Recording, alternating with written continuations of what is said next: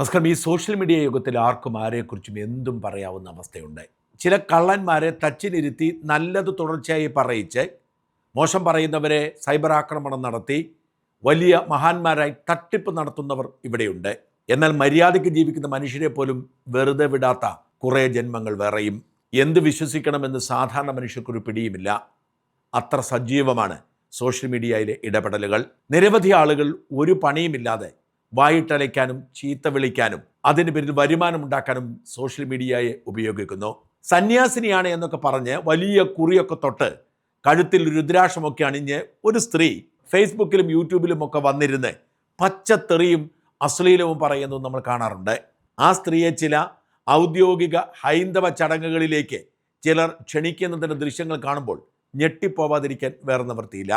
കാഷായ വേഷം ധരിച്ച് ഫിനോയിൽ രമേശൻ എന്ന് പറയുന്നൊരു തട്ടിപ്പുകാരൻ പച്ചയ്ക്ക് വർഗീയത വിളിച്ചു പറഞ്ഞുകൊണ്ടിരുന്നു. ഒടുവിൽ ഈ ദിവസങ്ങളിൽ അറസ്റ്റിലായി.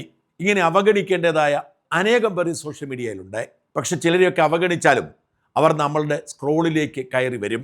അത്തരത്തിലൊരു സ്ത്രീയാണ് ഷഫീന ബീവി എന്ന ഒരു യൂട്യൂബർ. അവർ എന്തൊക്കെയാണ് വിളിച്ചു പറയുന്നതെന്ന് അവർക്ക് തന്നെ നിശ്ചയമില്ല. ആരെക്കുറിച്ചും എന്തും പറയാം എന്നാണ് അവരുടെ ധാരണ. കഴിഞ്ഞ ദിവസം അവരൊരു വീഡിയോ റെക്കോർഡ് ചെയ്യുന്ന ദൃശ്യം അവർ തന്നെ പുറത്തുവിട്ടു. ഇറങ്ങി ഓടും, തിരിച്ചു വരും, ടോയ്ലറ്റിൽ പോകും, മുള്ളുന്നതിൻ്റെ റെക്കോർഡ് ചെയ്യണമെന്ന് ചോദിക്കും. ഇങ്ങനെയൊക്കെ എന്തൊക്കെയോ കാട്ടിക്കൂട്ടി വീഡിയോ ആണ് അവരുടേത്. ഇത്തരത്തിൽ എന്ത് വൃത്തികേടും എന്ത് കോപ്രായവും പറയുന്ന ഇവർ നിരവധി തവണ പലതരത്തിലുള്ള വിമർശനങ്ങൾക്കിടയായിട്ടുണ്ട്. നടി മഞ്ജു പിള്ളയുടെ മകളുടെ വസ്ത്രധാരണത്തെ അധിക്ഷേപിച്ചുകൊണ്ട് അവർ ചെയ്തൊരു വീഡിയോയുടെ പേരിൽ രഞ്ജിനി ഹരിദാസും ഭാഗ്യലക്ഷ്മിയും ഒക്കെ രംഗത്ത് വന്നിരുന്നു. രഞ്ജിനി ഹരിദാസ് പറഞ്ഞത്, കൊല്ലുന്നത് നിയമപരമാക്കിയാൽ താൻ ആദ്യം കൊല്ലുന്നവരിൽ ഒരാൾ ഈ ഷഫീന ബീവിയാണെന്നാണ്. മതം വിട്ടതിൻ്റെ പേരിൽ തൻ്റെ വീട്ടുകാരെ ഭീഷണിപ്പെടുത്തുന്നു, അവരുടെ അടുത്ത് പോയി സമ്മർദ്ദം ചെലുത്തുന്നു എന്ന് പറഞ്ഞ് ജാമിദ ടീച്ചർ ഈ ഷഫീന ബീവിക്കെതിരെ രംഗത്ത് വന്നിരുന്നു. രേണുസുധിക്കെതിരെ അവർ നിരന്തരമായി എന്തൊക്കെയോ പറയുകയോ, ഭർത്താവ് ജീവിച്ചിരിക്കുമ്പോൾ രേണുസുധി വേറെന്തോ പണിക്ക് പോയി എന്നൊക്കെ പറഞ്ഞ് അവരെ അങ്ങ് നിരന്തരം അപമാനിക്കുന്നത് ഇവരുടെ രീതിയായിരുന്നു. ഈ രേണുസുധിയുമായിട്ടുള്ള യുദ്ധത്തിൻ്റെ പുറത്താണ് ഞാൻ വല്ലപ്പോഴുമൊക്കെ ഇവരെ ശ്രദ്ധിച്ചത്. രണ്ടുപേരും കട്ടയ്ക്ക് നിൽക്കുന്നവരായതുകൊണ്ട് ചിരി മാത്രമേ വന്നിട്ടുള്ളൂ.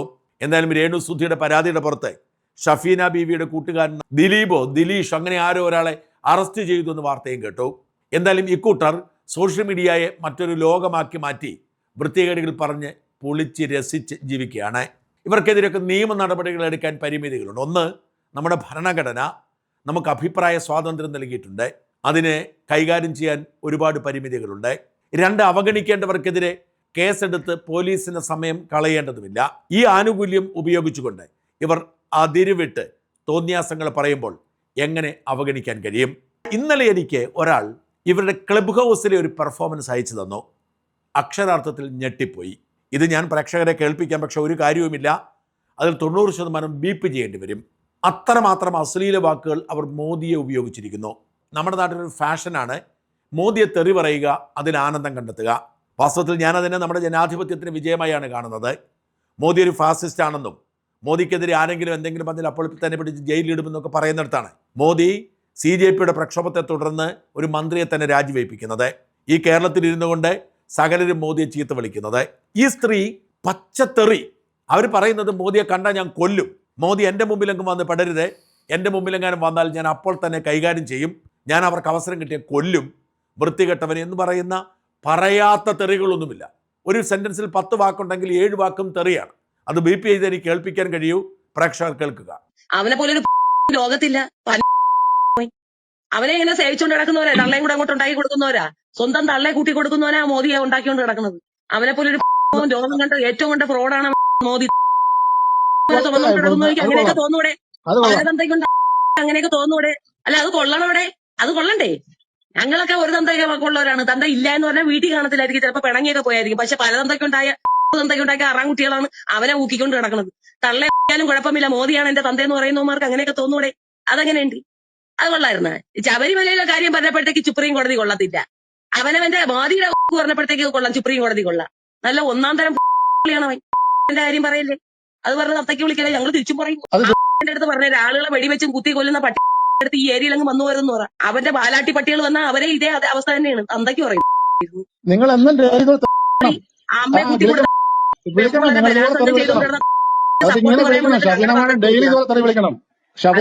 പലതന്തയ്ക്കുണ്ടായ ഇങ്ങനെയൊക്കെ തോന്നൂടെ? ഈ നാട്ടിൽ ലോകത്തിന്റെ നന്മയ്ക്ക് വേണ്ടിയിട്ട് അങ്ങനെ വേണമെങ്കിൽ ചെയ്യാൻ ഞാൻ തയ്യാറില്ലടേ. ഈ കൊല്ലാനാണെങ്കിൽ ബോംബ് വയ്ക്കാൻ ഞാൻ തയ്യാറില്ലടേ. നോക്കൂ, രാജ്യത്തിന്റെ പ്രധാനമന്ത്രിയെ കുറിച്ച് ഒരു സ്ത്രീ ഒരു പബ്ലിക് ഫോറത്തിൽ ഇരുന്നുകൊണ്ട് സംസാരിക്കുന്നതാണ്. നിങ്ങൾക്ക് പ്രധാനമന്ത്രിയുടെ അഭിപ്രായ വ്യത്യാസം ഉണ്ടാവാം, അത് പറഞ്ഞോളൂ. മോദിയെ ഫാസിസ്റ്റ് എന്ന് വിളിച്ചോളൂ, സംഘി എന്ന് വിളിച്ചോളൂ. പക്ഷേ പ്രധാനമന്ത്രിയെ പച്ചത്തെറി വിളിക്കുക, കണ്ടാ കൊല്ലൂ എന്ന് പറയുക, കണ്ടാൽ അടിക്കുമെന്ന് പറയുക, ഇതൊക്കെ ഏതുതരം ജനാധിപത്യ ബോധമാണ്? എന്തുതരം മനസ്സാണ്? ഇത്തരക്കാരെ എങ്ങനെ വിശ്വസിച്ച് ഈ രാജ്യം മുമ്പോട്ട് പോകും? മോദിയെ കണ്ടാൽ അവർ ചൊറിയുമെന്നൊക്കെ പറയുന്നത് മോദിയുടെ സെക്യൂരിറ്റിക്കാർ യന്ത്രത്തോക്കും കൊണ്ട് നിൽക്കുന്നത് വെറുതെയല്ല. അതവിടെ നിൽക്കട്ടെ, ചൊറിയാനൊന്നും പോകുന്നില്ല. പക്ഷേ ഇവരുടെ ആറ്റിറ്റ്യൂഡ് കണ്ടോ? ഇവർക്ക് ഇന്ത്യൻ പ്രധാനമന്ത്രിയെ കൊല്ലണം, ഇന്ത്യൻ പ്രധാനമന്ത്രിയെ തല്ലണം, ഇന്ത്യൻ പ്രധാനമന്ത്രിയെ പച്ചയ്ക്ക് തെറി വിളിക്കണം. ഇതെന്ത് തരം ജനാധിപത്യമാണ്? ഈ ജനാധിപത്യത്തിന് എന്ത് പേരിട്ട് വിളിക്കണം? ഇവർക്കെതിരെ കേസെടുക്കാനും ജയിലിലടയ്ക്കാനും നിയമമില്ലേ? ഇവരൊരു ഭിന്നശേഷിക്കാരിയാണെന്ന് പറയുന്നു. പക്ഷേ ഇങ്ങനെയൊക്കെ അതിരുവിട്ട് പറയുമ്പോൾ ഇതിനെ നിയന്ത്രിക്കാൻ നമ്മുടെ രാജ്യത്ത് നിയമമില്ലേ? എനിക്ക് മനസ്സിലാവുന്നേ ഇല്ല. ഒരു രാജ്യത്തിൻ്റെ പ്രധാനമന്ത്രിയാണ്, ആ പ്രധാനമന്ത്രിയോട് നിങ്ങൾക്ക് അഭിപ്രായ വ്യത്യാസം ഉണ്ടാവാം. പക്ഷെ എന്തെല്ലാം വൃത്തികേടുകളാണ് പറയുന്നത്. കൂട്ടിക്കൊടുപ്പുകാരൻ, വൃത്തികെട്ടവൻ, അമ്മയെ പറ്റി എന്തെല്ലാമാണ് പറയുന്നത്. ഇതൊന്നും നിയന്ത്രിക്കാൻ നമ്മുടെ നാട്ടിൽ നിയമമില്ലെങ്കിൽ സങ്കടമാണ്. വളരെ കഷ്ടമെന്നല്ലതൊന്നും പറയാനില്ല. ഇതെങ്ങനെയാണ് ഇങ്ങനെ ഫാഷനായി മാറുന്നത്? കേരളത്തിൽ മാത്രം ഇത്രമാത്രം മോദി വിരോധം എങ്ങനെയാണ് വരുന്നത്? ജാൻമണി എന്ന പേരിൽ ഒരു ട്രാൻസ്ജെൻഡർ ആക്ടിവിസ്റ്റ് കഴിഞ്ഞ ദിവസം എന്തൊക്കെ വിളിച്ചു പറയുന്നത് കേട്ടു. മോദിയുടെ അച്ഛൻ മരിച്ചു 3 വർഷം കഴിഞ്ഞാണ് മോദി ഉണ്ടായത്, 3 വർഷമായിരുന്നു അമ്മയുടെ ഗർഭം എന്നൊക്കെയാണ് അവർ പറഞ്ഞത്. അതിനെതിരെ പരാതിയുണ്ട്. അതിനൊക്കെ അപ്പുറത്തേക്ക് അതിര് കവിഞ്ഞു പോകുന്നതാണ് ഈ വൃത്തികെട്ട തെറിവിളി, ഈ കൊലപാതക ഭീഷണി. ഞാൻ പറയുന്നത് സോഷ്യൽ മീഡിയയെ നിയന്ത്രിക്കാൻ നിയമം കൊണ്ടുവന്നേ മതിയാവും. ഇങ്ങനെ പോയാൽ ആർക്കും ആരെക്കുറിച്ചും എന്തും പറയാം, എന്ത് ക്രിമിനൽ കുറ്റവും ചെയ്യാവുന്ന അവസ്ഥ മാറണം. ഒന്ന്, ഈ സോഷ്യൽ മീഡിയയിൽ ഇങ്ങനെ പറയുന്ന പലരുടെയും അഡ്രസ്സ് നമുക്ക് കണ്ടെത്താൻ കഴിയും. ഇവരുടെ ഒന്നും പേര് നമുക്കറിയാൻ പറ്റില്ല, ഇവരുടെ ഒന്നും കോൺടാക്ട് ചെയ്യാൻ പറ്റില്ല, ഒരു വക്കീൽ നോട്ടീസ് പോലും അയക്കാൻ പറ്റില്ല. അതുകൊണ്ട് നിർബന്ധമായും സോഷ്യൽ മീഡിയയിൽ അഭിപ്രായം പറയുന്നവർ അവരുടെ ഐഡന്റിറ്റി വെളിപ്പെടുത്തണമെന്ന് നിയമം കൊണ്ടുവരണം. യൂട്യൂബ് ആണെങ്കിലും ഫേസ്ബുക്ക് ആണെങ്കിലും ട്വിറ്റർ ആണെങ്കിലും ഇൻസ്റ്റ ആണെങ്കിലും അക്കൗണ്ട് തുറക്കണമെങ്കിൽ കൃത്യമായി ആധാറോ അല്ലെങ്കിൽ മറ്റെന്തെങ്കിലും ഐഡന്റിറ്റി കാർഡോ, ഒറിജിനൽ ഐഡന്റിറ്റി കാർഡോ നിർബന്ധമായും ഉൾപ്പെടുത്തണം. അല്ലെങ്കിൽ ആർക്കും ഈ കള്ളപ്പേരിൽ വന്ന് ആരെയും അപമാനിക്കാം. പലപ്പോഴും ഈ വ്യാജ പേരിലാണ് പലരും വരുന്നത് നിയമത്തെ മറികടക്കാൻ വേണ്ടി. എന്ത് തോന്നിയാസം ഇവർ വിളിച്ച് പറയുന്നു. ഈ തോന്നിയാസങ്ങൾ ഒരു പരിധിക്കപ്പുറത്തേക്ക് കടക്കുമ്പോൾ രാജ്യത്തിൻ്റെ സ്വസ്ഥത കെടും. ഇത് അവസാനിപ്പിച്ചാൽ മതിയാവും. ഇത്തരത്തിലുള്ള വൃത്തികെട്ട ജന്മങ്ങളെ നിലയ്ക്ക് നിർത്താൻ കഴിയുന്നില്ലെങ്കിൽ നമ്മുടെ രാജ്യം അപകടകരമായ അവസ്ഥയിലേക്ക് പോകും. അതുകൊണ്ട് നിയമനിർമ്മാണം ആവശ്യമാണ്. ഉത്തരവാദിത്വമില്ലാത്തവരാരും ഈ സോഷ്യൽ മീഡിയയിൽ വന്ന് ഇങ്ങനെ ആരെയും വിളിച്ച് പറയേണ്ട. ഈ സ്ത്രീക്കെതിരെ കേസെടുത്തേ മതിയാവും. മോദി വിമർശനാതീതനൊന്നുമല്ല, മോദിയെ വിമർശിക്കാം. പക്ഷേ രാജ്യത്തിന് പ്രധാനമന്ത്രിയെ പദവി ആദരിക്കണം. വിമർശനം എങ്ങനെയല്ല, ഇവർക്കെതിരെ നിർബന്ധമായും ജാമ്യമില്ലാ വകുപ്പ് ചുമത്തി കേസെടുക്കണം. ഈ വീഡിയോ കോടതി കേൾക്കട്ടെ. ഇത്തരക്കാരെ നിയന്ത്രിക്കാൻ നിയമം കൊണ്ടുവരട്ടെ. മോദി എന്നല്ല ഒരു വ്യക്തിയെക്കുറിച്ചും ഇങ്ങനെ സോഷ്യൽ മീഡിയ എന്ന് പറയാൻ പാടില്ല. IT ആക്ടിലെ 67 എന്ന ജാമ്യമില്ലാ വകുപ്പ് തന്നെ ചുമത്തി ഇവരെ ജയിലിലടക്കണം. ഇതൊരു പാഠമാവണം. രാജൻ ജോസഫ് എന്ന് പറഞ്ഞ യൂട്യൂബർ സ്ത്രീകളെക്കുറിച്ച് ഒരുപാട് വൃത്തികേടുകൾ പ്രതിപ്പോൾ ജയിലിലാണ് കുറേ കാലമായി. ആരെങ്കിലും ബഹളം വയ്ക്കുന്നുണ്ടോ? കാരണം സ്ത്രീകളെക്കുറിച്ച് അശ്ലീലം പറഞ്ഞുകൊണ്ട് പാവത്താനാണ്, ആരോ തിരികയറ്റി വിട്ടതാണ്. പക്ഷെ സ്ത്രീകളെക്കുറിച്ച് മോശം പറയാൻ ജയിലിലായി. ഇത്തരത്തിൽ അശ്ലീലം പറയുന്നവരെ, നിയമവിരുദ്ധമായി മറ്റുള്ളവരെ അപമാനിക്കുന്നവരെ, ഇൻസൾട്ട് ചെയ്യുന്നവരെ വെറുതെ വിട്ടാൽ പിന്നെ നമ്മുടെ നിയമ സംവിധാനം നോക്കുകൂത്തിയാവും. അതുകൊണ്ട് ഈ സ്ത്രീയുടെ ഈ വൃത്തികെട്ട സംഭാഷണത്തിന്റെ പുറത്ത് ഉത്തരവാദിത്വത്തോടെ പോലീസ് സ്വമേധയാ കേസെടുത്ത് അവരെ അറസ്റ്റ് ചെയ്ത് ജയിലിലടച്ച് എല്ലാവർക്കും ഒരു പാഠമാവണം എന്ന് അഭ്യർത്ഥിക്കുന്നു.